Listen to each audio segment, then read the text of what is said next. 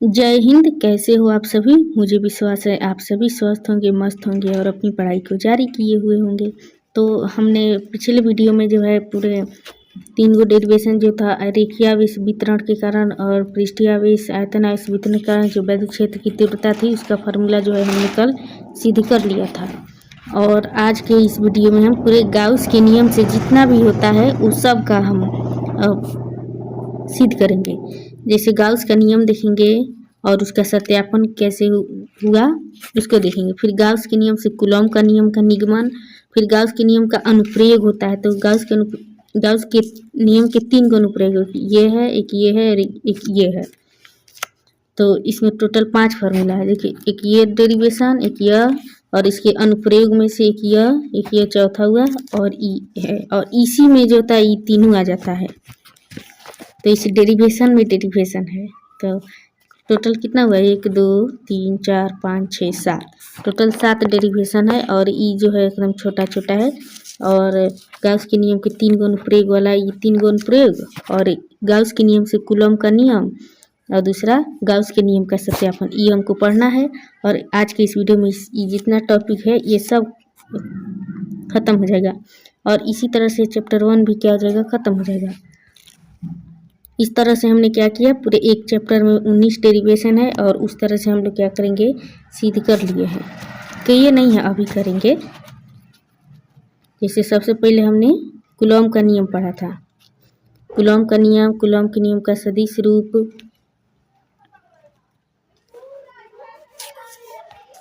और बहुलावेशक बीच अध्यारोपण का सिद्धांत, फिर बिंदुआंश के कारण वैद्युत क्षेत्र की तीव्रता, फिर अध्यारोपण का सिद्धांत, अक्षीय स्थिति में वैद्युत क्षेत्र, निरक्षीय स्थिति में वैद्युत क्षेत्र, फिर एक समान बाह्य वैद्युत क्षेत्र में द्विध्रुव, फिर द्विध्रुव पर लगा बल और बल घूर्ण, फिर ये तीनों। और फिर इसके बाद आज के इस वीडियो में यहाँ से लेकर के यहाँ तक का सभी डेरिवेशन होगा सिद्ध। तो चलिए स्टार्ट करते हैं। तो सबसे पहले गाउस के बारे में पढ़ते हैं। तो गाउस एक वैज्ञानिक है जिसका पूरा नाम कार्ल फ्रेडरिक गाउस है। और सन 1855 में इन्होंने वैद्युत फ्लक्स और आवेश के बीच संबंध में एक नियम का प्रतिपादन किया था। और उसी नियम को क्या कहते हैं, गाउस का नियम कहते हैं। जैसे साइंस के क्षेत्र में अगर कोई भी व्यक्ति मतलब साइंटिस्ट जो होता है कुछ अपने से खोज कर दे तो उसी के नाम पर जो होता है ना, जिस चीज़ का खोज किया रहता है वह नाम हो जाता है। जैसे हम कुछ खोज करेंगे तो मेरा परमेय होगा, मेरा नियम होगा। उसी प्रकार से है कि जो भी व्यक्ति साइंटिस्ट है और वो कुछ खोज कर है तो जो चीज़ का खोज करेगा उसी के नाम से वो पड़ जाएगा। ये तो है कि साइंस की खासियत। तो गाउस का नियम किसी बंद पृष्ठ या वक्रीय पृष्ठ के लिए लागू होता है। और उन्होंने वैद्युत फ्लक्स और आवेश के बीच संबंध में वैद्युत फ्लक्स और आवेश के बीच संबंध में एक नियम दिया था और उसी को कहा जाता है गाउस का नियम। और इस गाउस का नियम कहता है कि निर्वात या वायु में स्थित किसी बंद पृष्ठ से निकलने वाला वैद्युत फ्लक्स आवेश का 1/ε0 गुना के बराबर होता है। निर्वात हो गया या वायु हो गया, उसमें स्थित कोई बंद पृष्ठ हो गया और उस बंद पृष्ठ से वैद्युत फ्लक्स जो होता है, वैद्युत क्षेत्र की रेखाओं की संख्या को वैद्युत फ्लक्स कहते हैं। तो बंद पृष्ठ से निकलने वाले वैद्युत फ्लक्स को फाई से सूचित किया जाता है आवेश का। और उसमें जो कोई भी बंद पृष्ठ होगा उसके अंदर जो आवेश होगा उसी का 1/ε0 गुना के क्या होता है, बराबर होता है। क्या कर रहा है कि वैद्युत फ्लक्स क्या होता है, आवेश का। तो आवेश को मान लिए क्यू, किसका गुना होता है, 1/ε0। तो 1/ε0 इसी के अनुसार क्या करना है, नाम बता देना है। और फॉर्मूला भी ऐसे ही हो जाएगा कि निर्वात या वायु में स्थित किसी बंद पृष्ठ से निकलने वाला वैद्युत फ्लक्स आवेश का 1/ε0 गुना के क्या होता है, बराबर होता है। अर्थात फाई ई बराबर क्यू मतलब आवेश और 1/ε0 के क्या होता है, गुना होता है। और इसको एक में सम्मिलित करेंगे तो फाई ई बराबर Q/ε0 हो जाएगा। ये क्या हुआ, गाउस का नियम हो गया। और फिर पिछले वीडियो में हम लोग पढ़े थे कि फाई जो होता है वैद्युत फ्लक्स क्या होता है, वैद्युत क्षेत्र रेखा और क्षेत्रफल सदिश के अदिश गुणनफल को क्या कहते हैं? वैद्युत फलक कहते हैं। तो क्या उसके बदले ये नहीं लिख सकते हैं? और इसके बदले क्या ये लिख दिए, तो ये तीनों एक साथ हो गया कि फाई ई बराबर समाकलन वैद्युत क्षेत्र रेखा डॉट और क्षेत्रफल सदिश का क्या अदिश गुणन को वैद्युत फलक कहते हैं। ये भी इसके बदले लिख सकते हैं और इस गाउस के नियम से ये लिख सकते हैं। ये हो गया वैद्युत फ्लक्स की परिभाषा के अनुसार, वैद्युत फ्लक्स की परिभाषा के अनुसार ई हो गया और गाउस के नियम के अनुसार ई हो गया, और ये क्या तीनों जो है आपस में बराबर है। तो ये आपको क्लियर हो गया होगा कि गाउस का नियम क्या होता है। तो निर्वात या वायु में उपस्थित किसी बंद पृष्ठ से निकलने वाला वैद्युत फ्लक्स फाई आवेश क्यू का 1/ε0 गुना के बराबर होता है। तो फाई बराबर क्यू इंटू 1/ε0, और उसी के बदले ये वैद्युत फ्लक्स का जो फॉर्मूला होता है उसको भी लिख लेंगे, और इस प्रकार से तीन हो जाएगा बराबर। अब देखिए इसको भी क्या करना है, सिद्ध करना है। गाउस के नियम का सत्यापन, ये हमारा क्या है 15वां नंबर फॉर्मूला है, और इसके लिए चित्र बनाएंगे। सबसे पहले गाउसीय पृष्ठ बनाएंगे, और गाउसीय पृष्ठ मतलब गोलाकार कोई पृष्ठ बनाएंगे, और उसमें जो होगा कि उसमें के अंदर वैद्युत क्षेत्र की तीव्रता निकालेंगे, और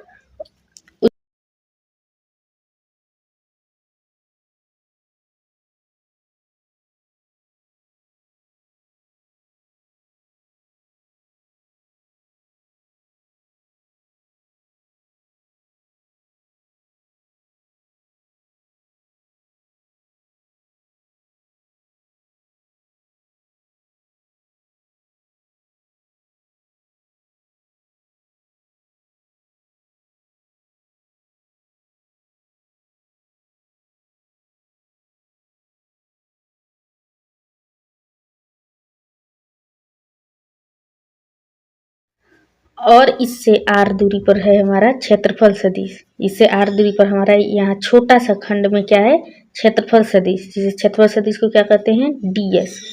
और देखिए यहाँ से जो होता है कि डीएस क्षेत्रफल सदिश है, और इसको हम मान लेते हैं, और इनके बीच बनाते हैं क्या, इसी से घन कोण बनते हैं। जैसे किसी भी वृत्त में जो होता है केंद्र से दो चाप निकलती है, उनके बीच जो होता है यहाँ पर घन कोण बनता है। तो यहाँ से देखिए थोड़ा सा और खींचेंगे, थोड़ा और बढ़ा देंगे, तो ये हो जाएगा हमारा डीएस क्षेत्रफल। और इतना ही छोटा सा खंड में है जो पहले इसको निकालना है। अब इसको निकालने के उसके बाद इसी खंड से तो ये क्या हुआ, सब बना होगा, तो फिर उसको क्या करेंगे, समाकलन करेंगे। तो सबसे पहले इसके लिए निकालना पड़ेगा, और उसके बाद जो है सबके लिए निकालना पड़ेगा। और ई जो है पृष्ठ को हम एस मान लेते हैं, और इसके अंदर कौन सा आवेश है, कोई क्यू आवेश जो है चारों ओर है, और इसके बीच और एक केंद्र को हम ओ मान लिए। और फिर इनके बीच देखिए, और इनके बीच थोड़ा और इसको हम रेखा खींचेंगे ऐसे, तो इनके बीच जो बनेगा क्या, थीटा कोण बनेगा, इसके बीच थीटा कोण बनेगा। ओके, और यहीं पर होगा क्या, वैद्युत क्षेत्र की तीव्रता यानी ई होगा, तो इसी को हम ई भी लिख देंगे। और इसी के दिशा में डीएस क्षेत्रफल सदिश हो गया, और वैद्युत क्षेत्र की तीव्रता भी हो गई। अब देखिए, अब अपने चित्र में जो जो भी बनाया उसको क्या करना है, यहाँ पर लिखना है। तो लिखेंगे क्या,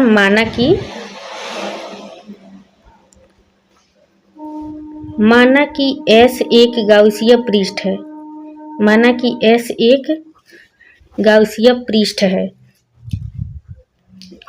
माना कि एस एक गाउसीय पृष्ठ है, और जिसके केंद्र ओ से आर दूरी पर, जिसके केंद्र ओ से आर दूरी पर क्षेत्रफल सदिश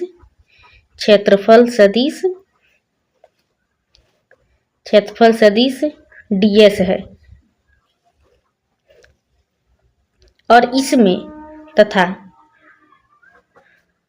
तथा इसमें क्यू आवेश उपस्थित है, धनात्मक आवेश उपस्थित है,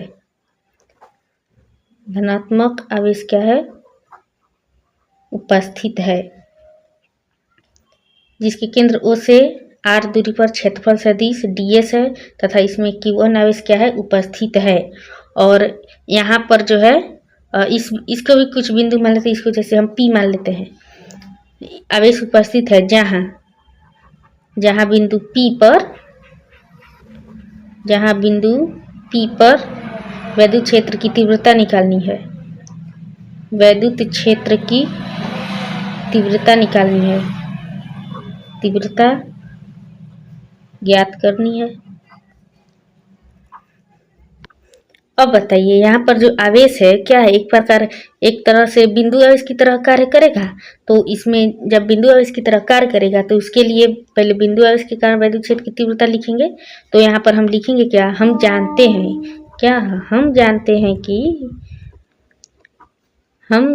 हैं कि बिंदु आवेश के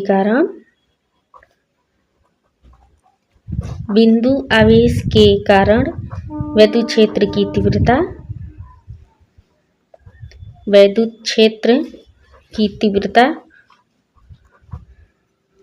तीव्रता को ई से लिखा जाता है। तो क्या होता है 1/4 पाई एप्सिलॉन नॉट, और एक आवेश होता है तो क्यू आवेश, और यहाँ पर दूरी क्या है r है, तो इसका वर्ग हो जाएगा r²। और इसकी दिशा कहाँ है, इधर से इधर है, मतलब धनात्मक जो आवेश होता है वो अपने मतलब अनंत की ओर जाता है, मूल बिंदु से अनंत की ओर जाता है। तो यहाँ से जो होगा यहाँ तक होगा, तो इसकी दिशा क्या हो जाएगी, O से P की ओर। तो इसकी दिशा में लिख देंगे क्या, O से P की ओर। अब यहाँ तक तो ये हो गया।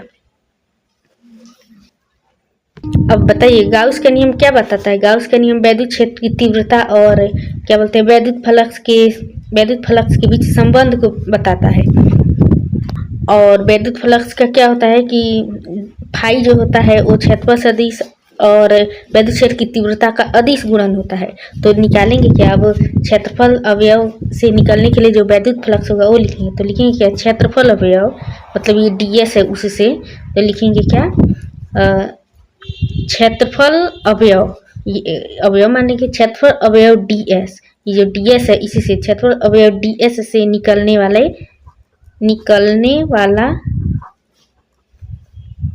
वैद्युत फ्लक्स,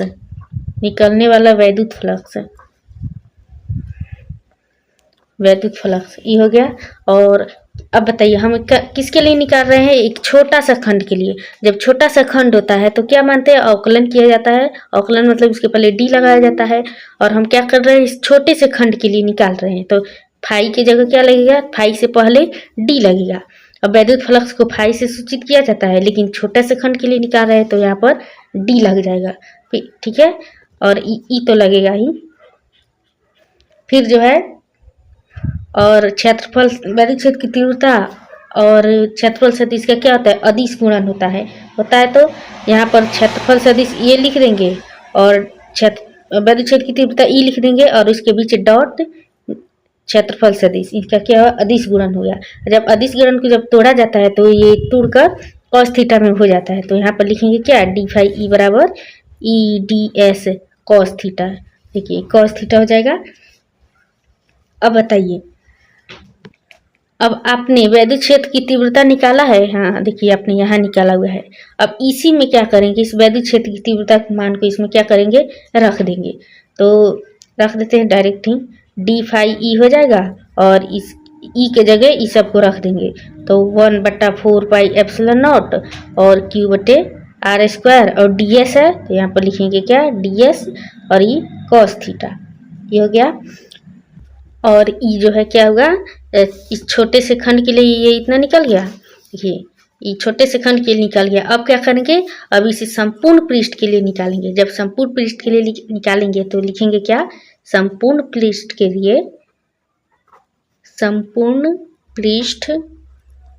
लिए वैद्युत फ्लक्स। अब देखिए छोटे से खंड के लिए अवकलन का यूज किया जाता है, वहीं संपूर्ण निकालना हो तो संपूर्ण में सभी का योग होता है, और योग के लिए समाकलन का यूज किया जाता है। अब ऐसे क्या करेंगे, समाकलन का यूज करेंगे, और डी फाई को यहाँ पर लिख देंगे। ये डी फाई लिख दिए, और इसके पहले भी लग जाएगा, और इस सब का मान यहाँ पर लिख देंगे 1/4 पाई एप्सिलॉन नॉट, और ये हो जाएगा क्या, QR², फिर DS, फिर हो जाएगा क्या, cos थीटा हो जाएगा। देखिए अब चूंकि क्या है, पृष्ठ जो होता है ये बंद है। अब बंद के लिए किया जाता है, यहाँ पर भी बंद लगा दिया जाता है ऐसे। क्योंकि किसके लिए निकल रहा है, बंद पृष्ठ के लिए निकल रहा है, तो इसलिए इसके पहले इस बंद को ऐसे लगाना पड़ता है। अब किसी चीज का जो किसी फलन का जब अवकलन किया जाता है फिर उसका समाकलन किया जाता है तो वही फलन क्या होता है, बच जाता है। तो ये जब ये क्या है, अवकलन है और ये समाकलन है, अब ये दोनों एक साथ हो रहा है तो इसके साथ जो फलन होता है वो बच जाता है। तो इन सब से फलन क्या हो जाएगा, बच जाएगा। तो इसके बदले फाई ई हो जाएगा। अब देखिए जो जो कांस्टेंट होता है उसको इधर निकाल लिया जाता है। तो इसमें कौन कौन है, एक यह है और यह है, इसको क्या करेंगे, हम निकाल देंगे बाहर। तो इसको लिख देंगे Q और ये हो जाएगा क्या, 4 पाई एप्सिलॉन नॉट और समाकलन का चिन्ह और फिर ds कॉस थीटा। तो यहाँ पर लिखेंगे क्या, ds कॉस थीटा और फिर यहाँ पर हो जाएगा r²। ये जो हुआ यहाँ तक तो क्या हुआ, निकल गया। अब देखिए यहाँ पर इस चित्र में यहाँ पर एक घन कोण जैसा बन रहा है, यहाँ पर घन कोण बन रहा है। तो घन कोण के लिए जो था इसके बदले डी ओमेगा लिखा जाता है। जैसे देख लीजिए ये जो हमारा घन कोण है, जब हमारा घन कोण है तो पृष्ठ का क्षेत्रफल त्रिज्या होता है और ई कॉस थीटा लगा हुआ है। तो इन सब के बदले क्या है, डी ओमेगा है। तो यहाँ पर वो जितना भी मान था उस सब के बदले हम क्या लिख सकते हैं, डी ओमेगा लिख सकते हैं। और उस डी ओमेगा का मान 4 पाई होता है। तो ये सब इतना सब न लिख के केवल डी ओमेगा लिखेंगे और डी ओमेगा के बाद उसका मान रखेंगे 4 पाई, तो वही को इसमें लिख देंगे। तो ये जो हो गया और फिर यहाँ पर लिखेंगे क्या, फाई ई और Q बटा 4 पाई एप्सिलॉन नॉट हो गया। और इन सब के बदले क्या लिखेंगे, डी ओमेगा लिखेंगे। डी ओमेगा से ऐसे होता है थोड़ा सा भीतर की ओर, ये हो जाएगा। अब इन सब के बदले क्या लिखेंगे, 4 पाई लिख देंगे क्योंकि घन कोण का फॉर्मूला लगता है इसमें, तो वहीं डायरेक्ट लिखा जाता है। तो यहाँ पर फाई ई हो जाएगा Q बटा 4 पाई एप्सिलॉन नॉट और डी ओमेगा का मान कितना था, 4 पाई था। अब देखिए 4 पाई से 4 पाई कैंसिल हो सकता है, कम हो सकता है, तो ये हो जाएगा कैंसिल, बचेगा क्या, Q बटा एप्सिलॉन नॉट फाई और बचेगा क्या, Q बटा एप्सिलॉन। अब देखिए ऐसे ही आ गया। अब निर्वात या बंद पृष्ठ में जो होता है आवेश होता है 1 बटा एप्सिलॉन नॉट के गुणा के क्या होता है, बराबर होता है। और इसी को क्या कहते हैं, गाउस का नियम कहते हैं। अब देखिए इस प्रकार से क्या हुआ, निकल गया Q और इसको हम ऐसे गुणा लिखेंगे और यहाँ 1 बटा एप्सिलॉन नॉट, ये भी हो गया, ये भी हो गया। और ये क्या है, गाउस का नियम है। क्या हुआ, प्रूव्ड हो गया। तो इन सब के बदले ऐसे खंड बनाएंगे, यह भी लिख सकते हैं, यह भी लिख सकते हैं। और क्या हो गया, ये हो गया प्रूव्ड। और यह क्या है, यह गाउस का नियम है। यही क्या है, गाउस का नियम है। और इसका क्या हुआ, सिद्ध हो गया। अब तो वैद्युत फ्लक्स किन किन बातों पर निर्भर करता है वो देखते हैं। ये तो गाउस का नियम हो गया। अब वैद्युत फ्लक्स किन किन बातों पर निर्भर करता है वो देखेंगे, फिर उससे महत्वपूर्ण बिंदु देखेंगे और उसके बाद जो है गाउस के नियम से ही निकलता है कूलॉम का नियम, उसको भी निकालेंगे। मतलब कि आज के वीडियो में पूरा गाउस का नियम खत्म ही कर देना है। वैद्युत फ्लक्स किन किन बातों पर निर्भर करता है, तो वैद्युत फ्लक्स वैद्युत क्षेत्र की रेखा पृष्ठ के क्षेत्रफल पर, वैद्युत क्षेत्र की तीव्रता तथा एक के कोण पर निर्भर करता है। वैद्युत फ्लक्स किन किन बातों पर निर्भर करता है, तो पहली चीज वैद्युत क्षेत्र की रेखा पर, पृष्ठ के क्षेत्रफल पर, और इन दोनों के बीच जो थीटा कोण होता है उस पर निर्भर करती है वैद्युत फ्लक्स। ये हो गया क्वेश्चन। फिर उससे संबंधित गाउस के नियम से संबंधित कुछ महत्वपूर्ण बिंदु। तो पहला बिंदु ये कहता है कि गाउस के नियम किसी पृष्ठ से निकलने वाला वैद्युत फ्लक्स तथा आवेश के बीच संबंध स्थापित करता है। ये क्या करता है, वैद्युत फ्लक्स और आवेश, वैद्युत फ्लक्स और आवेश के बीच क्या करता है, संबंध को स्थापित करता है गाउस का नियम। और दूसरा, गाउस के नियम सभी प्रकार के बंद पृष्ठ के लिए सत्य है। जितना भी पृष्ठ होकर बंद आकर उसका खुला हुआ क्षेत्र नहीं हो, उसका जो है बंद हो, और बंद पृष्ठ के लिए सत्य है। अर्थात किसी भी आकृति आकार वाले पृष्ठ पर गाउस का नियम लागू होता है, जैसे गोलाकार, बेलनाकार, घनाभाकार, कैसा भी हो, ऐसा भी हो, लेकिन उसका मुंह होना चाहिए बंद, खुला नहीं होना चाहिए। पहले ही करा है कि बंद पृष्ठ के लिए लागू होता है, चाहे आकार कैसा भी हो, गोलाकार हो, बेलनाकार हो, घनाभाकार हो, आकृति कैसी भी हो, उस पर क्या होता है, गाउस के नियम लागू होता है। तीसरा, गाउस के नियम केवल उन क्षेत्रों सदिशों के लिए लागू होता है जो दूरी के वर्ग व्युत्क्रम नियम का पालन करते हैं। गाउस के नियम कहाँ कहाँ लागू होता है, जो सदिश के लिए लागू होता है जो दूरी के वर्ग व्युत्क्रम का पालन करते हैं, जैसे r², जो वर्ग व्युत्क्रम हुए, जैसे कूलॉम का नियम में होता है r², फिर बिंदु बिंदु आवेश के कारण वैद्युत क्षेत्र की तीव्रता में भी क्या होता है, r² होता है। बस यही दोनों में क्या होता है, ये पालन करता है। और अक्षीय स्थिति में जो होता है वो क्या होता है, RQ हो जाता है, इसलिए उसमें क्या होगा, ये गाउस का नियम लागू नहीं होगा। तो 3 पॉइंट है इसमें। पहला नियम ये कहता है कि आवेश और वैद्युत फ्लक्स के बीच क्या करता है, संबंध स्थापित करता है। दूसरा चीज कहता है कि बंद पृष्ठ के लिए लागू होता है। तीसरा चीज कह रहा है कि जो वर्ग व्युत्क्रम नियम का पालन करता है उसके लिए लागू होता है, जैसे कूलम का नियम। और फिर बिंदु आवेश के कारण वैद्युत क्षेत्र की तीव्रता इसमें भी लागू होगा, क्यों, क्योंकि ये वर्ग व्युत्क्रम नियम का पालन करता है। चौथा पॉइंट कह रहा है कि गाउस के नियम की सहायता से आवेशित पिंडों के वैद्युत क्षेत्र की तीव्रता ज्ञात किया जा सकता है। कोई वस्तु आवेशित है और उसके कारण वैद्युत क्षेत्र की तीव्रता गाउस के नियम से ही ज्ञात किया जा सकता है। जैसे गाउस के नियम के 3 अनुप्रयोग है, अनंत लंबाई वाला पतले सीधे आवेशित तार के कारण, एक समान रूप से आवेशित समतल चादर के कारण, और गोलीय कोश या खोल के कारण वैद्युत क्षेत्र की तीव्रता। ये क्या है, तीनों अनुप्रयोग है और इसको भी सिद्ध करना है। और 5वां कहता है कि गाउस के नियम की सहायता से कूलॉम का नियम बिंदु आवेश के कारण वैद्युत क्षेत्र की तीव्रता का व्यंजक का क्या करते हैं, निगमन करते हैं। मतलब ये गाउस के नियम से ही इन दोनों नियम को हम उत्पन्न कर सकते हैं, कूलॉम के नियम का और बिंदु आवेश के कारण वैद्युत क्षेत्र की तीव्रता, इसका भी व्यंजक का क्या करते हैं, निगमन कर सकते हैं। निगमन मतलब उससे उत्पन्न कर सकते हैं गाउस के नियम से। और फिर इसमें टोटल 5 पॉइंट है। पहला कि ये आवेश और वैद्युत फ्लक्स से भी संबंध स्थापित करता है। दूसरा चीज ये बंद पृष्ठ के लिए लागू होता है, चाहे आकृति कैसी भी हो। तीसरा चीज जो वर्ग व्युत्क्रम नियम का पालन करता है इसके लिए लागू होता है। चौथा चीज होता है इसकी सहायता से 3 जगहों पर, मतलब आवेशित तार के कारण, समतल चादर के कारण और गोलीय कोश के कारण वैद्युत क्षेत्र की तीव्रता ज्ञात किया जा सकता है। 5वां चीज कहता है कि इसके कारण कूलम का नियम और बिंदु आवेश के कारण वैद्युत क्षेत्र की तीव्रता के व्यंजक का उत्पन्न किया जा सकता है, निगमन किया जाता है। और उसकी गाउस के नियम की सहायता से हम कूलम का नियम देखेंगे।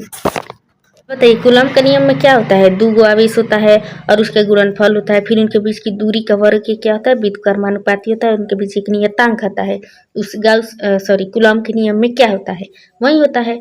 तो और गाउसीय पृष्ठ क्या होता है, गोलाकार होता है। तो पहले क्या करेंगे, गोलाकार पृष्ठ बनाएंगे, फिर उसमें आवेश मानेंगे, उनके बीच दूरी लेंगे और उसको भी क्या करेंगे, गाउस के नियम से ही सिद्ध करेंगे। तो चित्र क्या होगा, इसी प्रकार से गोलाकार होगा। और पहले गोलाकार बनाओ, चलो ऐसे ही, ये गोलाकार हो गया। इसके बीच केंद्र को मानेंगे क्या, O मानेंगे। इनके बीच की दूरी क्या होगी, R होगी। और कहाँ निकालना है, सबसे पहले छोटे से खंड के लिए निकालेंगे, उसके बाद सभी खंड के लिए निकाला जाएगा। तो यहाँ पर एक खंड बन जाएगा, ठीक है। और यहाँ पर क्या निकलेगा, क्षेत्रफल सदिश निकलेगा।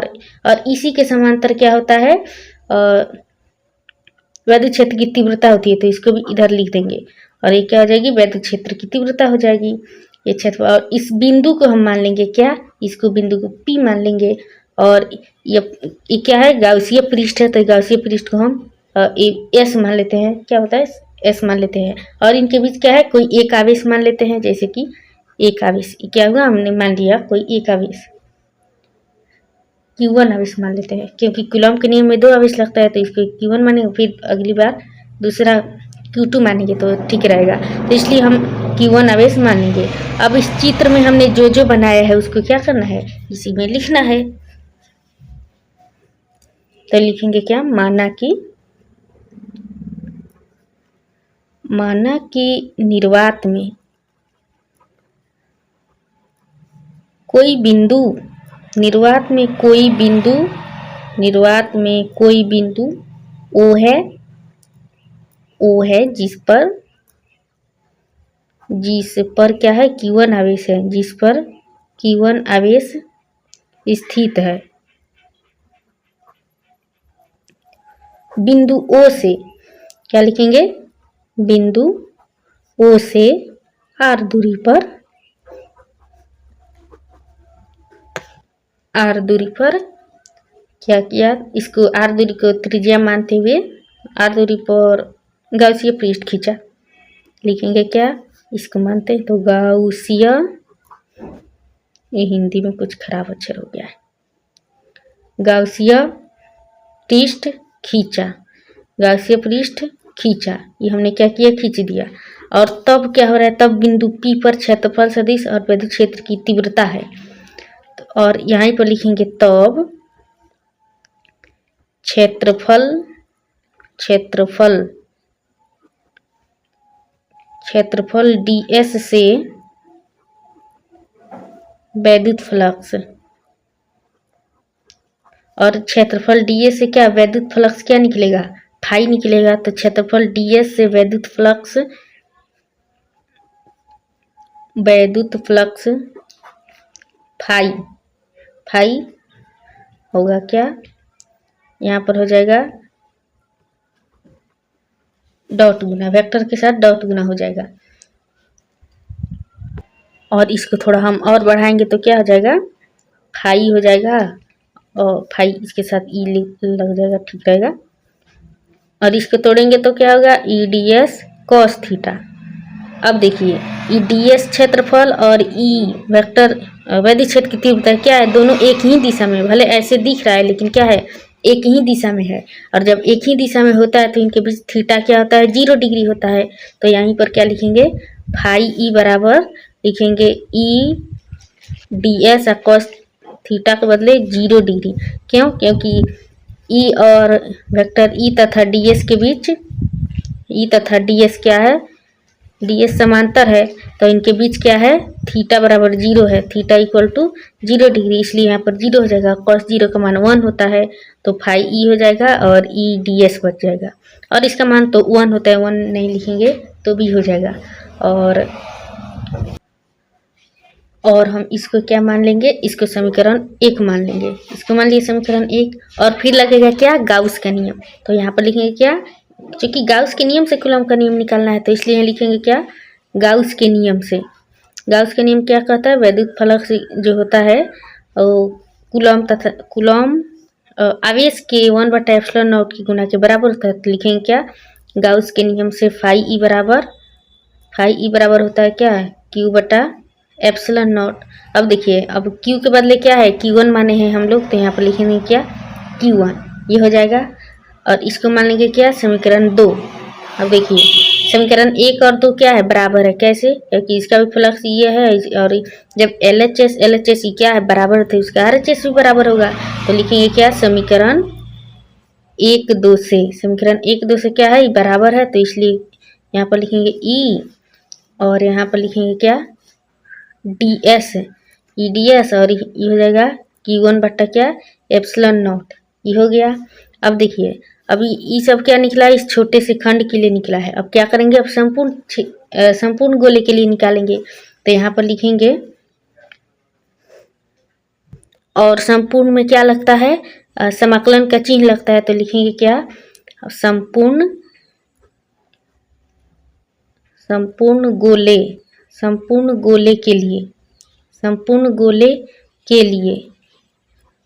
गोले के लिए क्या हो जाएगा, ds के बीच क्या लग जाएगा, समाकलन का चिन्ह लग जाएगा। चूंकि पृष्ठ जो है बंद है तो इसके बीच बंद लग जाएगा। और संपूर्ण गोले के लिए पृष्ठीय क्षेत्रफल लिखना पड़ेगा, पृष्ठीय क्षेत्रफल। अभी छोटे से खंड के लिए था, और ये क्या है, संपूर्ण के निकालने, इसलिए यहाँ पर लग जाएगा क्या, समाकलन का चिन्ह।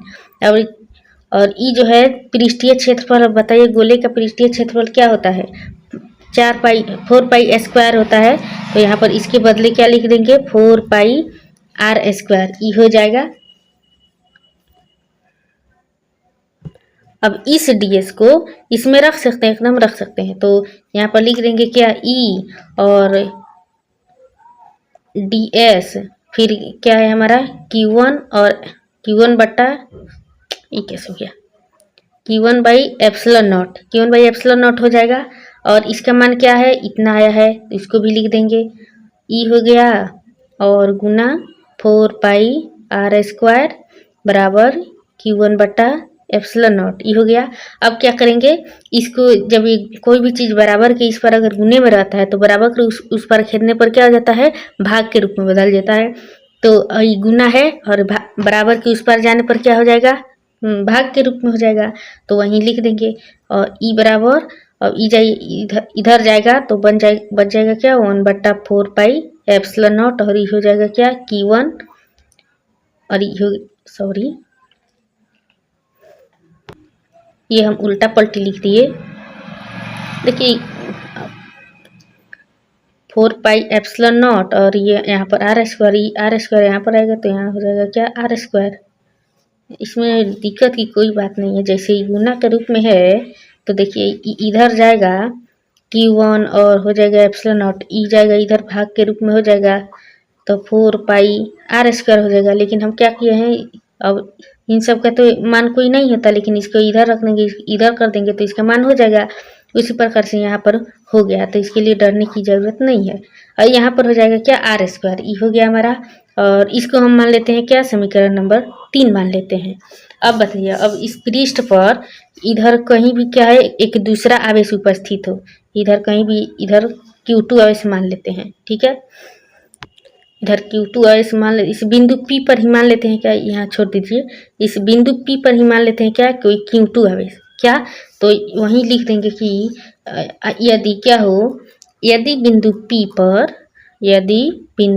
P पर अन्य आवेश Q2 हो तो Q1 आवेश के कारण वैद्युत क्षेत्र की तीव्रता, हम लोग क्या पढ़े हैं कि आवेश पर लगने वाला बल तथा आवेश के अनुपात को वैद्युत क्षेत्र की तीव्रता कहते हैं। वहीं जब देखिए, मतलब ऐसे ई नहीं लिखना है, ऐसे वैद्युत क्षेत्र की तीव्रता क्या होता है, ई होता है, और बल और उसका आवेश का अनुपात ऐसे होता है। अब इस जब इन दोनों उपस्थित हो और इनके कारण जब बल लगे तो इसके साथ गुना हो जाता है, तो F बराबर हो जाता है क्या, ई क्यू, यानी वैद्युत क्षेत्र की तीव्रता का आवेश के साथ गुना हो जाता है। अब हमने क्या किया है, ई निकाल दिया है और Q के जगह Q2 मान लिया है।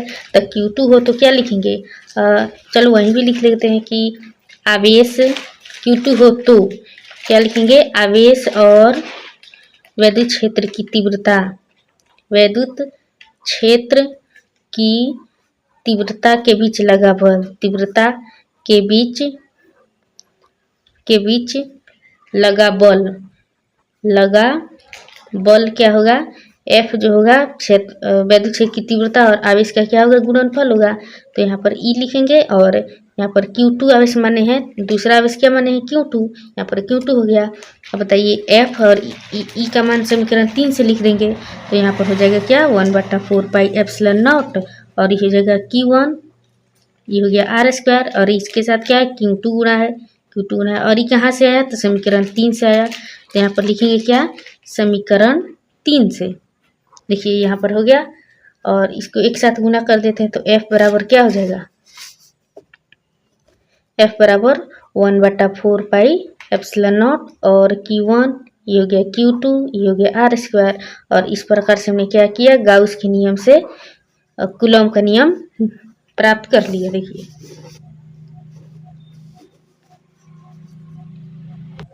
और ये क्वेश्चन जो है कब पूछा गया था, ये 2017 में जो होता है, ये गाउस के नियम से कूलॉम का नियम निकालिए, 2017 में फिजिक्स में क्या किया गया था, द्वितीय में पूछा गया था। अब हमारा क्या आया, गाउस के नियम का अनुप्रयोग, और उसके कितने अनुप्रयोग है, 3 अनुप्रयोग है, और उस 3 अनुप्रयोग को भी देखेंगे हम। अब हमारा आया क्या, गाउस के नियम का अनुप्रयोग। तो गाउस के नियम के कितने अनुप्रयोग हैं, 3 अनुप्रयोग हैं, और तीनों को हम क्या करेंगे, सिद्ध करेंगे। इसमें अनंत लंबाई की एक समान आवेशित पतले सीधे तार के कारण वैद्युत क्षेत्र की तीव्रता इसमें निकाला गया है। और हमारा गाउस का नियम क्या होगा, देखिए गाउस के नियम का उत्पत्ति तो हो गया, गाउस के नियम से कूलॉम का नियम ये भी हो गया।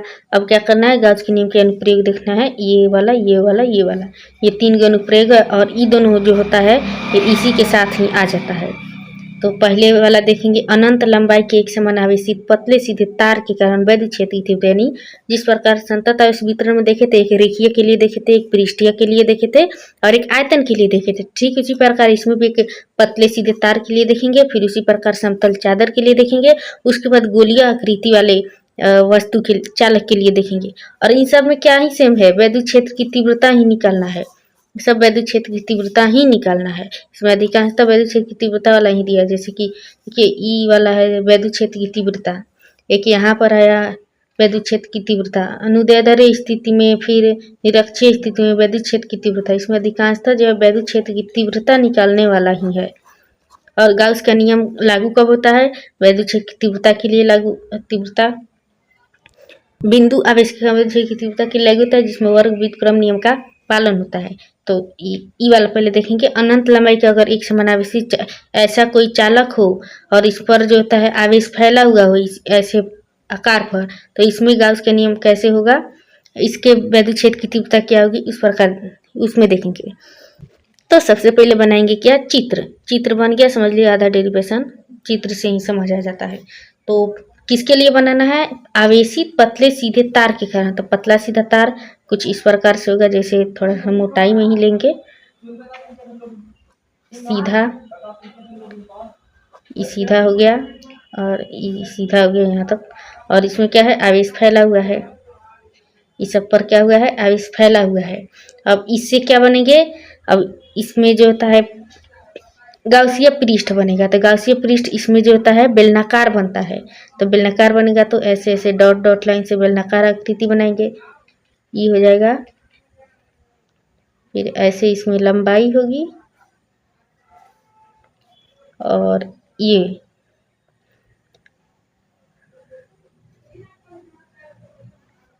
हो गया।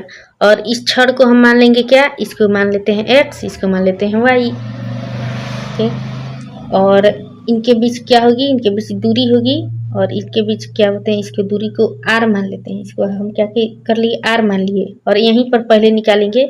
और ये जो है क्या है, जब पतला सीधा छड़ तार है तो इसको 3 भागों में बांटेंगे, कि यहाँ बांटेंगे, एक यहाँ और एक यहाँ। और इन तीनों को पहले इसके लिए निकालेंगे, इसके लिए निकालेंगे और इन सबको क्या करेंगे, ऐड करेंगे। ओके, तो ई तो हो गया दूरी। और इसी के समांतर क्या हो रहा है, ऐसे वैद्युत क्षेत्र की तीव्रता ऐसे जा रही है, तो यहीं पर हो जाएगा क्या, वैद्युत क्षेत्र की तीव्रता। और क्षेत्रफल सदिश भी क्या हो जाएगा, इधर ही हो जाएगा क्षेत्रफल सदिश। तो और इसको थोड़ा और बढ़ा देंगे तो ये हो जाएगा क्षेत्रफल सदिश, ये हो गया। और इसमें देखिए वैद्युत क्षेत्र की तीव्रता तो ऐसे जा रही है, इसमें वैद्युत क्षेत्र की तीव्रता ऐसे ही है, लेकिन क्षेत्रफल सदिश क्या है, ऐसे हो गया है। ये देखिए ऐसे हो गया है। तो यहाँ पर तो हो जाएगा क्षेत्रफल वैद्युत क्षेत्र की तीव्रता, लेकिन यहाँ पर जो हो जाएगा इसके लंबवत हो जाएगा क्या, ds क्षेत्रफल, क्षेत्रफल सदिश। ठीक इसी प्रकार इसमें भी वही होगा, इसमें वैद्युत क्षेत्र की तीव्रता इधर ही है तो इसको हम लिख देंगे क्या, ई। और लेकिन जो है क्षेत्रफल सदिश क्या है, इधर नीचे की ओर आ रहा है और ये भी क्या है, लंबवत है, तो यहाँ पर भी हो जाएगा क्या, ds। और इसकी भी इसकी कुछ लंबाई होगी ना, तो इस गाउसीय पृष्ठ की लंबाई कितनी है, इसको हम L मान लेते हैं। ये यहाँ से दूरी तो को हम L मान लेते हैं। और देखिए इस तरह से क्या हुआ, हमारा चित्र बनकर कंप्लीट हो गया और इसमें कुछ नहीं करना है। अब अपने इस चित्र में जो जो बनाया है उसको क्या करना है, इसमें लिखना है। तो इसमें अपने सबसे पहले XY छड़ माना, फिर उस पर क्या किया, बेलनाकार गाउसीय पृष्ठ खींचा, फिर उसे R दूरी पर यहाँ पर कोई बिंदु P माना और ये बेलनाकार रचना हो गया, फिर बिंदु अपने P माना और फिर यहाँ पर वैद्युत क्षेत्र की तीव्रता निकाले, फिर जो होता है वैद्युत फ्लक्स निकाला और फिर गाउस के नियम से। और इस छड़ को जो है हमने 3 भागों में बांटेंगे और 3 भाग को बांटने के बाद सबको ऐड करेंगे, तो इससे क्या हो जाएगा, इसका भी वैद्युत क्षेत्र की तीव्रता निकल जाएगा। तो यहाँ पर लिखेंगे क्या, माना कि, यहाँ पर हम लिखेंगे माना कि XY एक अनंत लंबाई, माना कि XY एक अनंत लंबाई का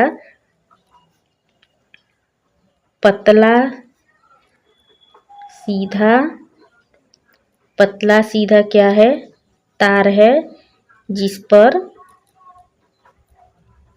ई आवेश, इसको क्यों मान लेते हैं, जिस पर आवेश Q क्या है, फैला हुआ है और इसका घनत्व। अब हम लोग संतत आवेश वितरण में एक चीज देखे थे कि उसमें क्या होता है, घनत्व रहता है, रेखीय के लिए जो होता है घनत्व रहता है।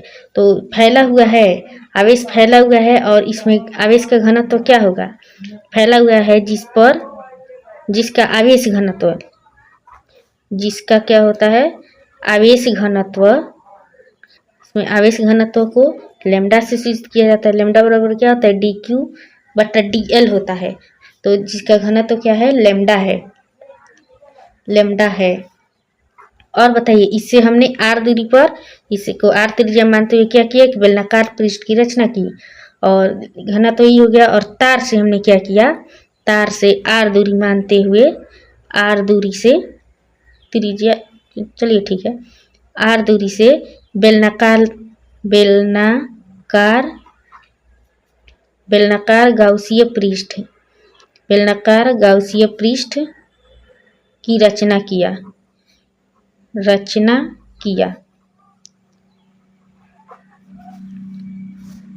और हम बिंदु P पर क्या करना है, और बिंदु P पर क्या करना है, बिंदु P पर वैद्युत क्षेत्र की तीव्रता निकालनी है। तो जहाँ रचना किया, जहाँ बिंदु P पर वैद्युत क्षेत्र की तीव्रता निकालनी है, तीव्रता ज्ञात करनी है। अब हम क्या करेंगे, बिंदु P पर निकालेंगे क्या, वैद्युत फ्लक्स, किसके नियम से, गाउस के नियम से। तो उसको भी लिखना पड़ेगा। तो लिखेंगे बिंदु P पर क्षेत्रफल सदिश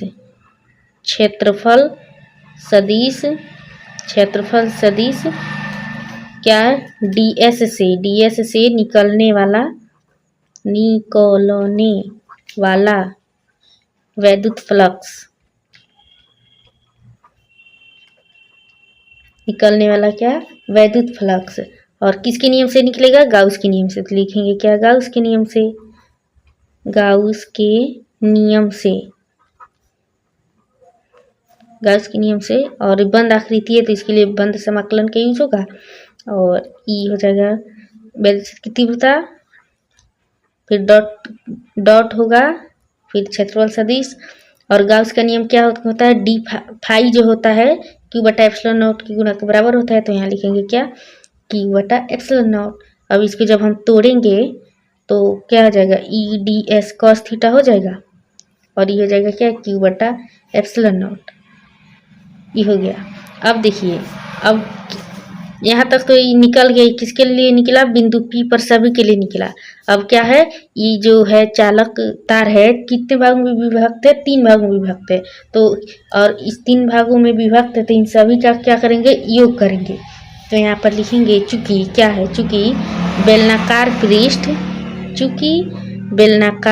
पृष्ठ 3 भागों में विभक्त है, 3 भागों में। जैसे इसको भाग 1 मान लिए, इसको भाग 2 मान लिए, इसको भाग 3 मान लिए, इसको भाग 1 भाग 2 भाग 3। तो बेलनाकार पृष्ठ 3 भागों में विभक्त है, 3 भागों में क्या है, विभक्त है, 3 भागों में विभक्त है। और विभक्त है तो इस तीनों का क्या होगा, योग होगा। तो इसी को हम 3 भागों में बांट लेंगे। जैसे ई भाग 1 का हुआ, और ई डी एस क्या होगा, कॉस थीटा।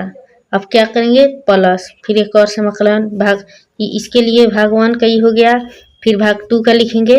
तो यहाँ पर भाग 2 का चिन्ह लग जाएगा, और यहाँ पर हो गया क्या, E D S cos theta, फिर बंद समाकलन, और भाग 3 के लिए, ये भाग 3 ना होगा, तो यहाँ पर हो जाएगा क्या, भाग 3, और यहाँ पर E D S cos theta. और इन सब अभी क्या है, यही चीज 3 भागों में बटा हुआ है, और ये किसके बराबर है, क्यू बटा एप्सिलॉन नॉट के क्या है, बराबर है। अब देखिए भाग 1 में देखिए, डीएस क्षेत्रफल सदिश और वैद्युत क्षेत्र की तीव्रता के बीच कोण देखिए। और फिर इसके यहाँ पर बिंदु भाग 2 में देखिए वैद्युत क्षेत्र की तीव्रता और क्षेत्रफल सदिश के बीच कोण। फिर जो है भाग 3 में देखिए, यहाँ पर वैद्युत क्षेत्र की तीव्रता के कारण कोण। तो यहाँ पर देखिए, यहाँ पर क्या है, यहाँ पर जो है लंबवत है, और यहाँ पर इसी के दिशा में है, तो यहाँ पर थीटा हो जाएगा 90 डिग्री, यहाँ पर 0 डिग्री, यहाँ पर 90 डिग्री। अब यहाँ पर लिखेंगे पृष्ठ के क्या है, पृष्ठ के भाग कहाँ, 1 और 3 में, पृष्ठ के भाग 1 तथा 3 1 तथा 3 में थीटा इक्वल टू क्या है 90 डिग्री, और भाग 2 में क्या है जीरो, थीटा इक्वल टू क्या है 0 डिग्री। भाग 2 में क्या है थीटा इक्वल टू है 0 डिग्री।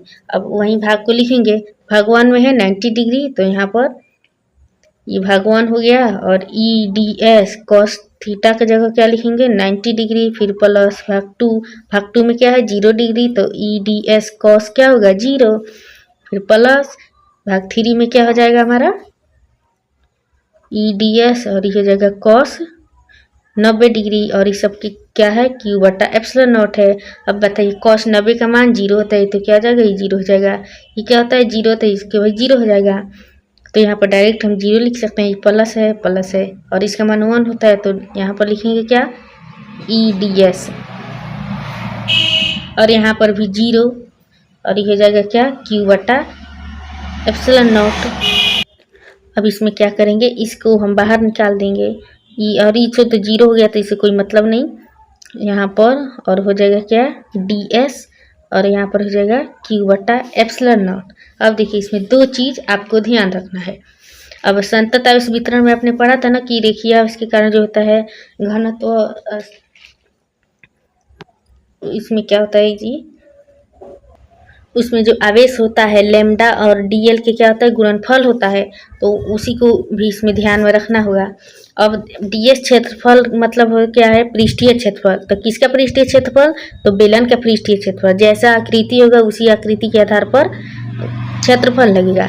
इसमें आकृति क्या है बेलनाकार है, तो इसमें लगेगा बेलनाकार।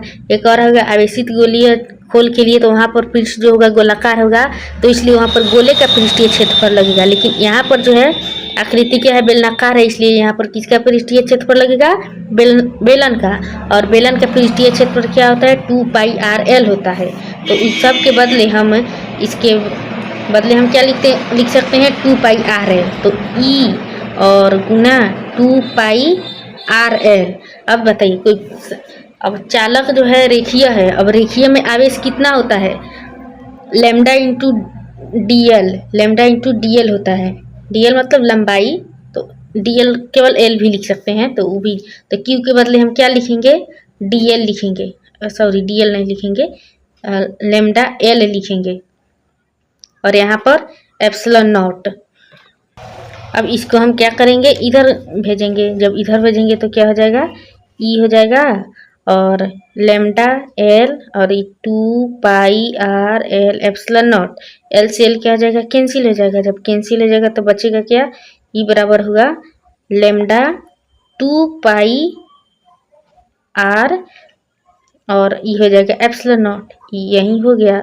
और यही क्या है, यही जो है अनंत लंबाई के कारण सीधे तार पर विद्युत क्षेत्र की तीव्रता है। अब देखिए इसको हम अपनी तरफ से इसमें 2 से गुना कर सकते हैं। फॉर्मूला तो यहीं तक होगा, मात्र इतना ही तक होगा, लेकिन इसमें हम 2 से अगर गुना करेंगे तो कोई फर्क नहीं पड़ेगा। तो यहाँ पर ई हो गया, और इनके बीच हालांकि यहाँ तक सिद्ध हो गया, यहीं तक लिख सकते हो, फिर भी एक्स्ट्रा बातें हैं यहाँ पर। इसके साथ जब दोनों जगह ऊपर नीचे अगर 2 से गुना भाग करेंगे तो कट के सेम वही हो जाएगा, तो वही लिख देंगे क्या 2 लेमडा, और यहाँ पर हो जाएगा 2 के साथ गुना हो जाएगा तो 4 पाई आर एप्सिलॉन नॉट। और इसको देखिए कैसे इसको लिख सकते हैं 1/4 पाई एप्सिलॉन नॉट, और ये हो जाएगा क्या 2 लेमडा बटे आर, ये भी हो गया, ऐसे भी लिख सकते हैं। और जब ये कट जाएगा तो फिर वहीं आ जाएगा, तो अगर सिद्ध करने वाला आएगा तो हम यहीं तक लिखेंगे, तो आप लोग यहीं तक लिखिएगा तो ये हो जाएगा। और ये क्या है इतना ही तक है। और इससे जो होता है ऑब्जेक्टिव पूछा जाता है, और इससे ऑब्जेक्टिव पूछा जाता है कि अनंत लंबाई के आवेशित पतले सीधे तार के कारण विद्युत क्षेत्र की तीव्रता समानुपाती होता है। तो ये होता है ई समानुपाती 1/r के क्या होता है समानुपाती होता है। और ऐसे जो होता है सिर्फ इतना ही क्वेश्चन कर देगा, इसको छोड़ देगा, ऑप्शन भी दे देगा। तो ये दीर्घोत्तरीय में भी पूछा जाता है और ऑब्जेक्टिव में भी पूछा जाता है। तो ये दोनों के लिए आपको क्या करना है याद रखे रहना है। और सेम टू सेम इसके दूसरे में भी यही होगा। उसमें क्या होगा, इसमें जो तो रेखीय लंबाई का है, और उसमें जो होगा एक चादर जैसा होगा, और उसको भी 3 भागों में बांटा जाएगा, और उसको ही ऐसे ही जोड़ा जाएगा। अब वो तो फिर दूसरा अनुप्रयोग है कि आवेशित अनंत समतल चादर के कारण वेदी क्षेत्र की तीव्रता निकाला गया है। और इसका जो होता है आवेशित समतल चादर कहते किसे, तो जब किसी समतल पृष्ठ पर आवेश एक समान रूप से फैल जाता है तो इस पृष्ठ को आवेशित समतल चादर कहते हैं। जैसे स्केल को बाल में रगड़ने पर टेलीविजन या मॉनिटर के स्क्रीन पर, ये हो गया। अब वो तो अनंत लंबाई वाला था, वो तो निकल गया। अब निकालना है अनंत समतल चादर। अब समतल चादर ऐसे बनाएंगे, देखिए उसको भी। सबसे पहले बनाएंगे एक ऐसा समतल चादर, ऐसे ये क्या है, समतल आकृति का है। और यहाँ पर ऐसे कोई चादर बनाएंगे और यहाँ पर क्या है, आवेश फैला हुआ है। यहाँ पर है क्या, हमारा आवेश क्या है, फैला हुआ है। जैसे मान लीजिए ये क्या है, समतल चादर है, एक प्रकार का चालक है। और इनके बीच जो है कैसे निकालना है, इसका आकृति कुछ ऐसे होगा। और इसमें चालक जो है 3 भाग में बटेगा। यहाँ निकालना पड़ेगा, इसके एक यहाँ निकालना पड़ेगा और एक इधर निकालना पड़ेगा। और इसमें भी ऐसे बनाना पड़ेगा। और फिर इसको भी 3 भागों में बांट कर इसको भी क्या करना पड़ेगा, जोड़ना पड़ेगा। और इस ऐसे तो हम चित्र बना लेंगे और इससे होता हुआ एक छड़ गुजारेंगे।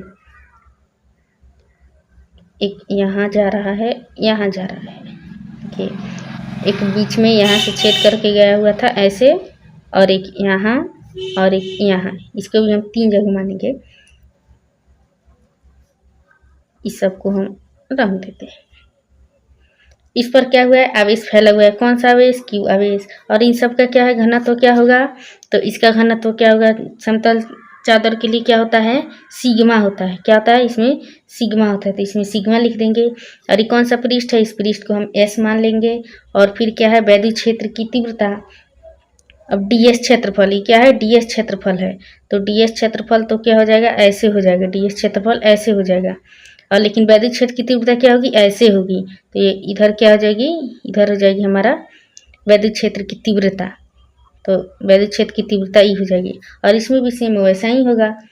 और तो यहाँ पर क्या लिखेंगे हम, ई और फिर डीएस क्षेत्रफल जा रहा है, तो यहाँ पर इधर के नहीं, डीएस। और फिर एक और यहाँ पर जो है, यहाँ पर भी निकालेंगे। और ऐसे जाएगी हमारा का वैद्युत क्षेत्र की तीव्रता जाएगी। और इसके बीच क्या हो जाएगी, डीएस क्षेत्रफल। या इस पृष्ठ के लिए इसका जो है यहाँ पर लिख दिया है, इसका यहाँ पर। और इसके लिए क्या होगा, इसके लिए भी इधर ही जाएगा वैद्युत क्षेत्र की तीव्रता। और फिर क्या होगी, डीएस क्षेत्रफल भी जाएगी इधर। और इसको मान लेंगे क्या, बिंदु P मान लेंगे। और इसके बीच दूरी, इसको हम O मान लेंगे। यहाँ तक की दूरी R हो गई और यहाँ तक की दूरी R हो गई। ये क्या है, केंद्र है। और इनके बीच की दूरी क्या हो गई, R हो गई, ER हो गई। और ये भी 3 भाग में बटेगा, एक भाग इधर होगा, एक भाग इधर होगा और एक भाग इधर होगा। तो ये तो चित्र हो गया, इतना ही है। अब इसमें हमने जो जो लिखा है, जो जो बनाया है, उसको क्या करना पड़ेगा, लिखना पड़ेगा। तो लिखेंगे, माना कि एक समतल, इसमें हमने माना कि एक समतल आवेशित चादर है जिस पर कि आवेश फैला हुआ है, मतलब वितरित है या फैला हुआ, एक ही बात हुआ। और जिसका घनत्व सिग्मा है। और इसके दोनों तरफ r दूरी पर 2 बिंदु, एक इसको इधर बिंदु क्या इधर P माने थे और इसको मान लेते हैं क्या, P डैश। 2 बिंदु हमने P1 तथा P डैश माना हुआ है, जहाँ पर वैद्युत क्षेत्र की तीव्रता निकालनी है, जहाँ वैद्युत क्षेत्र की तीव्रता ज्ञात करनी है। अब बताइए यहाँ पर वैद्युत फ्लक्स क्या होगा, वहीं का उसके नियम से। तो वहीं पर लिखेंगे क्या, वैद्युत फ्लक्स गाउस के नियम से, गाउस के नियम से यहाँ पर बंद समाकलन होगा। और यहाँ पर समाकलन का चिन्ह, फिर ई ds cos थीटा डायरेक्ट लिख देते हैं, हो जाएगा। और Q बटा एप्सिलॉन नॉट, ई हो गया। और फिर क्या करेंगे, ई तो हो गया। अब वहीं क्या है, 3 भागों में विभक्त है, तो उसी को लिख देंगे क्या, कि गाउसीय पृष्ठ जो है क्या, गाउसीय पृष्ठ 3 भागों में विभक्त है। 3 भागों में क्या है, 3 भागों में विभक्त है। 3 भागों में विभक्त है। तो जब 3 भागों में विभक्त है तब क्या होगा, तब कुल, तो यहाँ पर लिखेंगे तब कुल विद्युत फ्लक्स, कुल वैद्युत फ्लक्स, कुल वैद्युत फ्लक्स क्या होगा, इन सब का योग होगा। तो इसको भाग 1 और EDS cos थीटा प्लस भाग 2 EDS cos थीटा प्लस भाग 3 फिर क्या EDS cos थीटा, और इन सब का मान क्या है, Q बटा एप्सिलॉन नॉट है। और फिर अब देखिए इनके बीच कोण को देखना है, तो यहाँ पर देखिए और यहाँ पर देखिए, इसमें जो है उसी के दिशा में वैद्युत क्षेत्र की तीव्रता है और क्षेत्रफल सदिश उसी के दिशा में, तो इसके बीच थीटा क्या हो जाएगा, 0 डिग्री। यहाँ पर क्या है, 90 डिग्री के परपेंडिकुलर है, तो क्षेत्रफल सदिश और वैद्युत क्षेत्र की तीव्रता ये क्या है, परपेंडिकुलर मतलब लंबवत है। तो यहाँ पर थीटा 90 डिग्री, यहाँ पर हो जाएगा क्या, 0 डिग्री, एक ही दिशा में है। तो भागों को नहीं लिखकर डायरेक्ट इसका डिग्री ही लिख देते हैं।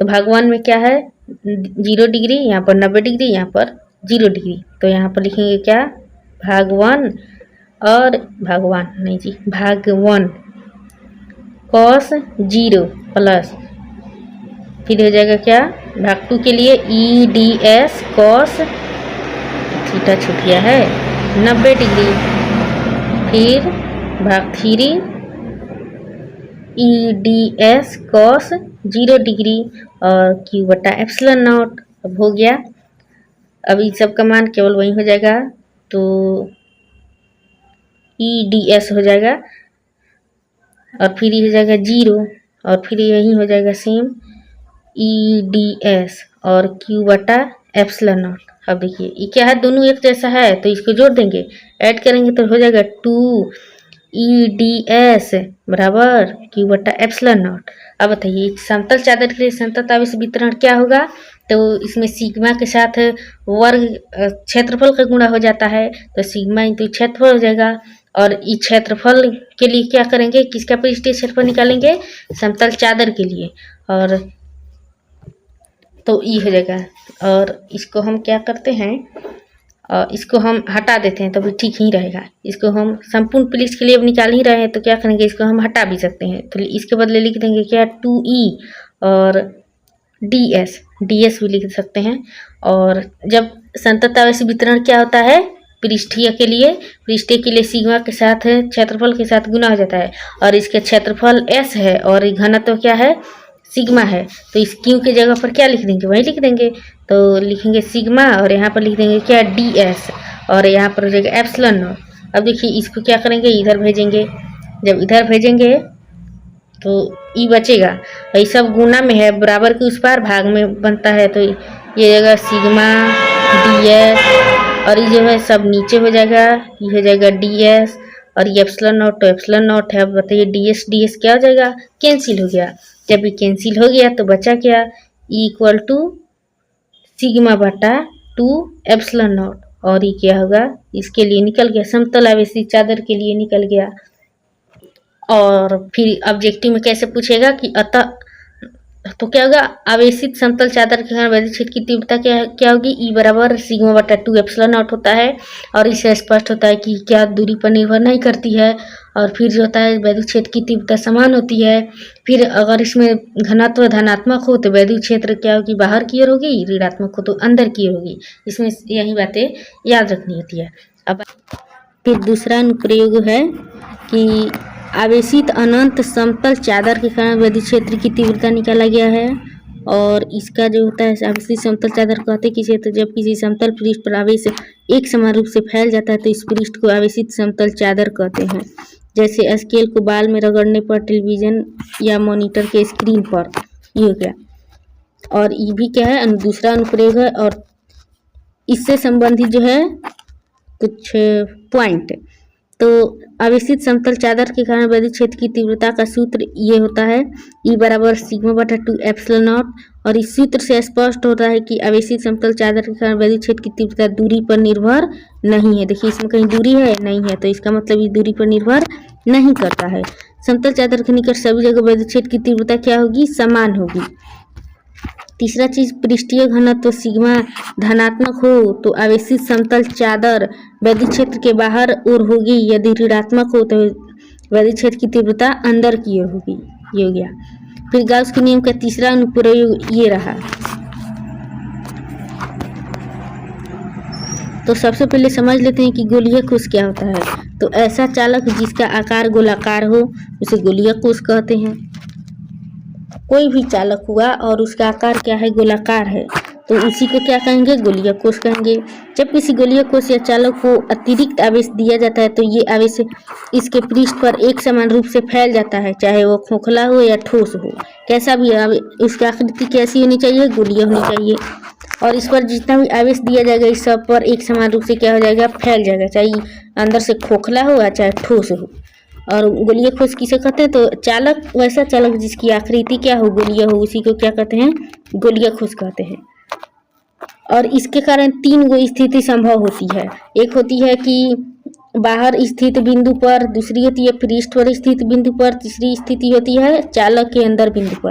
यानी कि क्या हो गई, कोई चालक हो गया और इस पर क्या करेंगे, इधर गाउसीय पृष्ठ की रचना करेंगे, तो ये बाहर स्थित बिंदु के लिए हो गया। और क्या करेंगे कि अगर पृष्ठ पर हो तो गोलीय चालक होगा, गाउसीय पृष्ठ भी इसी पृष्ठ पर मान लिया जाए तो ये क्या हो जाएगा, पृष्ठ के स्थिति पर हो जाएगा। फिर तीसरा होता है चालक के अंदर बिंदु पर, तो या कोई चालक मान लेंगे और गाउसीय पृष्ठ इसके अंदर मान लिया जाएगा। इस स्थिति में भी तीन गो स्थिति उत्पन्न होता है, तो इसको भी हम क्या करेंगे, सिद्ध करेंगे। अब बात करते हैं गाउस के नियम का तीसरा अनुप्रयोग और लास्ट अनुप्रयोग। देखिए अभी रहा आवेशित गोलीय चालक के बाहर स्थित बिंदु पर तीव्रता, और इसमें क्या होती है, तीन स्थिति उत्पन्न होती है। एक होती है बाहर, एक होती है सतह पर, एक होती है उसके अंदर। तो इसमें क्या बनेंगे, सबसे पहले चित्र बनाएंगे। और गोलीय चालक जैसे मान लीजिए ये हमारा क्या हुआ, गोलीय चालक हुआ। अब गाउसीय पृष्ठ कहाँ खींचेंगे, इसके बाहर खींचेंगे, तो इसके बीच से बोल रहे हैं बाहर, कहाँ निकलना है, चालक के बाहर। तो चालक के बाहर क्या बनेगा, गाउसीय पृष्ठ बनेगा। ये क्या बन गया, गाउसीय पृष्ठ बन गया। और इसको मान लेंगे क्या, केंद्र O। इसके बीच की दूरी मान लेते हैं क्या, इसको मान लेते हैं बड़की R। इसके बीच की दूरी देखिए, इस केंद्र से इस केंद्र के बीच की दूरी R मान लेते हैं।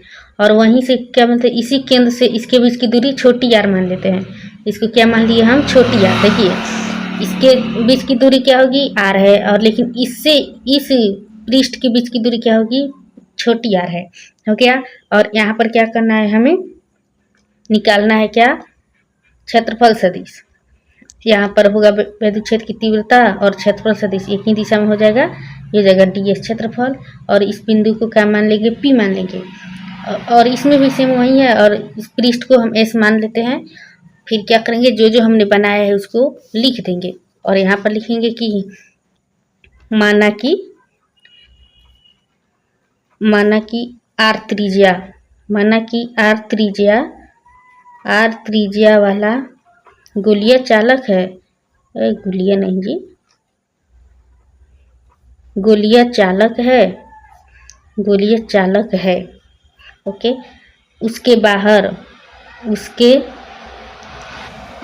गोलीय चालक के बाहर चाहे उसके बाहर कोई गाउसीय पृष्ठ क्या है, S है, गाउसीय पृष्ठ S की रचना किया, जिसकी त्रिज्या क्या है, जिसकी त्रिज्या छोटी r है। तो जिसकी त्रिज्या क्या है, या ये भी लिख सकते हैं कि छोटी r त्रिज्या वाला गाउसीय पृष्ठ की रचना किया, जिसकी त्रिज्या क्या है, छोटी r है। जहाँ बिंदु P पर क्या करना है, जहाँ बिंदु P पर वैद्युत क्षेत्र की तीव्रता निकालनी है, वैद्युत क्षेत्र की तीव्रता ज्ञात करनी है। और इसमें भी क्या लगेगा, सबसे पहले वैद्युत फ्लक्स निकालेंगे। तो ds क्षेत्रफल से निकलने वाला क्या निकालेंगे, वैद्युत फ्लक्स। तो लिखेंगे क्या, क्षेत्रफल ds से निकलने वाला वैद्युत फ्लक्स, और इसको समाकलन E ds cos theta same वैसा ही सब चीज़ में हो रहा है। और बताइए इनके बीच क्या है, थीटा बराबर 0 डिग्री है इनके बीच, एक ही दिशा में, तो थीटा हो जाएगा 0। तो लिखेंगे लिख देते हैं क्या कि ई तथा ds के बीच थीटा हो जाएगा 0, थीटा बराबर 0 डिग्री। जब 0 डिग्री हो जाएगा तो हो जाएगा क्या, केवल ई ds, और ये हो जाएगा Q बटा एप्सिलॉन नॉट, ये हो गया। अब बताइए ये ds क्या है, पृष्ठीय क्षेत्रफल है। अब किसका पृष्ठीय क्षेत्रफल निकालना है, इनका, गोले का। तो गोले का पृष्ठीय क्षेत्रफल क्या होता है, 4π/4πr² होता है। तो लिखेंगे क्या, ds क्या है, ds एक प्रकार के क्या है, गोलीय पृष्ठीय क्षेत्रफल। गोले का पृष्ठीय क्षेत्रफल क्या होता है, 4πr² होता है, 4πr² होता है। तो ds के बदले यहाँ पर वही लिख देंगे, और यहाँ पर लिखेंगे क्या, e, फिर इसके साथ गुना 4πr² और Q बटा एप्सिलॉन नॉट, ये हो गया। और इसको क्या करेंगे, इधर भेजेंगे, तो E बराबर Q बटा 4π एप्सिलॉन नॉट और r², ये हो गया क्या, समीकरण नंबर 1। और किसके लिए था, छोटी r वाला, छोटी r मतलब इस छोटी r इसको ना माने हैं। तो गाउसीय पृष्ठ के लिए क्या हुआ, निकल गया। अब क्या करना है, इस गोले के चालक के कारण निकलना है। अब बताइए इनके बीच ये हो गया। फिर अब पृष्ठीय आवेश घनत्व, अब पृष्ठीय आवेश घनत्व क्या कहता है, पृष्ठीय आवेश घनत्व, पृष्ठीय आवेश घनत्व क्या कहता है कि आवेश जो होता है, आवेश बटा क्षेत्रफल होता है। पृष्ठीय आवेश घनत्व को सिग्मा से सूचित करते हैं, और आवेश को Q, और इसको क्या करेंगे, S से, इसको S से सूचित किया जाता है, सरफेस। तो इन सब के बदले सिग्मा बटा Q और S लिख देंगे। जब हम S लिख दिए,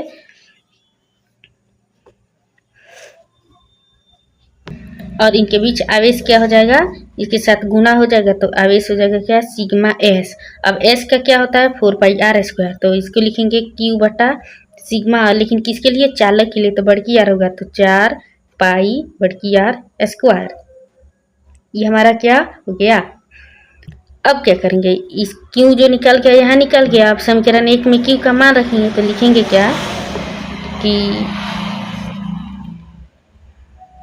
समीकरण 1 में Q का मान रखने पर, Q का मान रखने पर ये हो जाएगा, Q के बदले ई सब का मान रखेंगे, सिग्मा 4πr² बटा 4π एप्सिलॉन नॉट छोटी r²।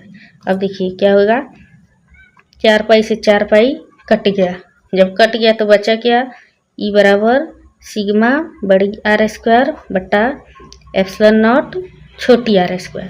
ये क्या होगा, जब गाउसीय पृष्ठ का क्या हो, बाहर हो, चालक के बाहर हो, तो उसके लिए क्या हुआ, निकल गया। अब बताइए जब ये बाहर है तो क्षेत्र, इस त्रिज्या में क्या हो रहा है, अंतर है। लेकिन वहीं जब यह r और यह r बराबर हो जाएगा, जब यह r बराबर होते हैं, कैंसिल होकर क्या बचेगा, सिग्मा बटा एप्सिलॉन नॉट। और वहीं जब अंदर होता है तो आवेश जो होता है 0 हो जाता है। जब 0 हो जाता है तो सभी का मान 0 हो जाएगा।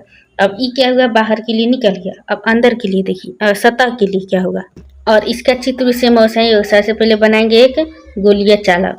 अब गाउसीय पृष्ठ बनाएंगे इसी के सतह पर। तो बताइए इसी के सतह पर बनाएंगे तो इसकी त्रिज्या क्या होगी, सेम बराबर नहीं हो जाएगी, इसमें कुछ बुझाइबे नहीं करेगा। यहाँ पर देखिए r है, और जो गाउसीय पृष्ठ की रचना की है उसका भी r है, बड़ी r है, और ये दोनों क्या है, आपस में बराबर है। तो लिखेंगे जब बिंदु गोलीय पृष्ठ गोलीय चालक के पृष्ठ पर होगा, तब जब पृष्ठ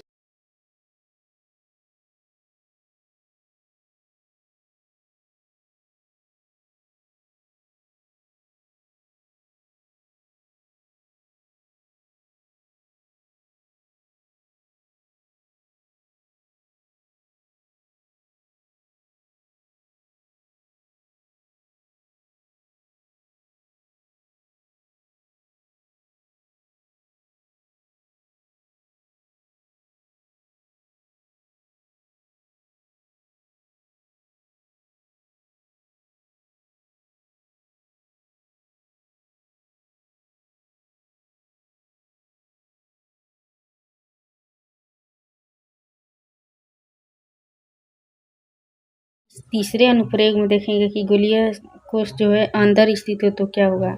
सबसे पहले ये चालक बनेंगे, जैसे चालक बन गया और गासीय पृष्ठ क्या खींचेंगे, इसके अंदर खींचेंगे। अब देखिए यहाँ पर केंद्र हो जाएगा और यहाँ पर इसकी दूरी r, इसके बीच की दूरी मान लेते हैं क्या, बड़ी r, इसको O केंद्र मान लेते हैं।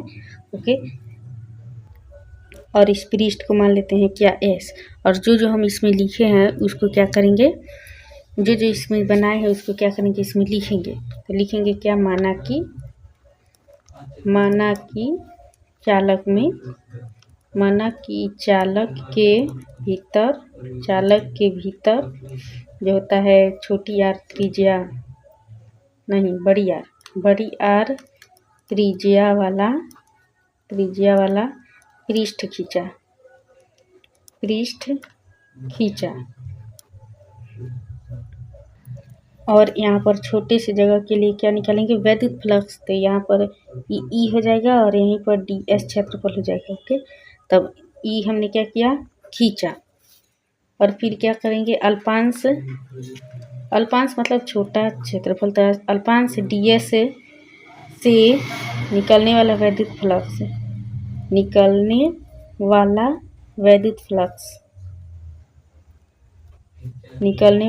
फ्लक्स किसके नियम से, गाउस के नियम से। तो लिखेंगे क्या, गाउस के नियम से ई ds cos थीटा और q बटा क्या, एप्सिलॉन नॉट, ये हो गया। और इनके बीच थीटा क्या है, 0 डिग्री है। इनके बीच क्या है, थीटा 0 डिग्री है। तो ई तथा ds के बीच थीटा इक्वल टू 0। जब 0 हो जाएगा तो क्या होगा, ई, और ये हो जाएगा क्या, ds। और cos 0 का मान 1 होता है, ये जगह क्या, q बटा एप्सिलॉन नॉट। अब ds क्या है, पृष्ठीय क्षेत्रफल। तो किसका पृष्ठीय क्षेत्रफल, गोले का निकालेंगे। तो हो जाएगा क्या, E equal to 4 pi r², और ये जगह q बटा एप्सिलॉन नॉट। अब देखिए, अब इसके अंदर जो होता है आवेश, अंदर जब आता है तो क्या होता है, शून्य होते जाता है। जब शून्य होते जाएगा तो q बराबर क्या हो जाएगा, 0। जब 0 हो जाएगा तो सबसे पहले क्या करते हैं, इसको इधर भेज देते हैं। जब भेजेंगे q 4 पाई एप्सिलॉन नॉट और हो गया r²। चूँकि अंदर की ओर आने पर आवेश जो होता है सर्वत्र शून्य रहता है, और ये ऑब्जेक्टिव में भी पूछा जाता है।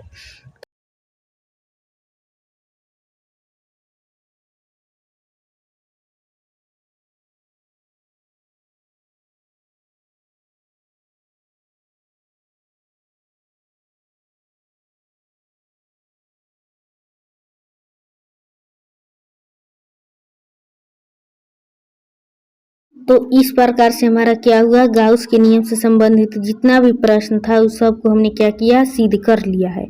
और इस तरह से हमारा चैप्टर 1 होता है समाप्त।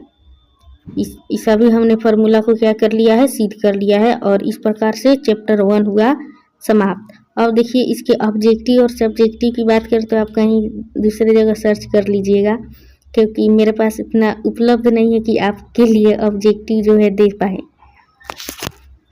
तो आप सिर्फ रिवीजन के पर्पज से आप देख सकते हो। ऑब्जेक्टिव सब्जेक्टिव के लिए बहुत सारा यूट्यूब चैनल है, उस पर देख सकते हो, चाहे सर जी वाला भी देख सकते हो। इस तरह से चैप्टर 1 हुआ समाप्त और आप लोग को खुशी महसूस हो रही होगी, ठीक है। और अगले वीडियो में चैप्टर 2 का क्या करेंगे, हम वीडियो डालेंगे। उम्मीद है वो भी आपको पसंद आया हो। और चैप्टर 1 में जो है आपने जितना कुछ भी वीडियो देखा होगा, उम्मीद है आपको समझ आ गया होगा। तो फिर चैप्टर 2 के वीडियो में मिलेंगे। और इसको हमने क्या किया, पूरे शायद 11 या 12 वीडियो में हमने कंप्लीट कर दिया है।